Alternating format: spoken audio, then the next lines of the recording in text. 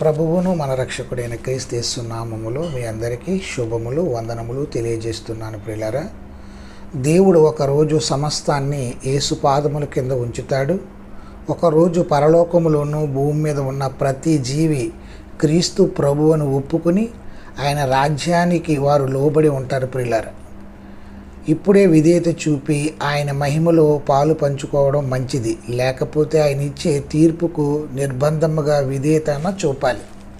ఇక్కడ కీర్తనకారుడు చెబుతున్నాడు ప్రియులారా. ఏమని చెప్తున్నాడంటే, మనుషునికి ప్రతి ప్రాణికి ఏలే అధికారాన్ని దేవుడు ఇచ్చాడు. మనుషుని పరిపాలన సంపూర్ణమైనది కాదు. మనం ఆయన కింద ఉండే పరిపాలకులము. భూలోకాన్ని జాగ్రత్త చేయడానికి దేవుని చేత నియమించబడిన వారము. భూమి మీద మనం గృహ నిర్వాహకులు మాత్రమే, యజమానులు కాదు ప్రియులారా. ఈ భూమిని సర్వస్యాన్ని అంతటిని సృజించి మనకిచ్చాడు దేవుడు.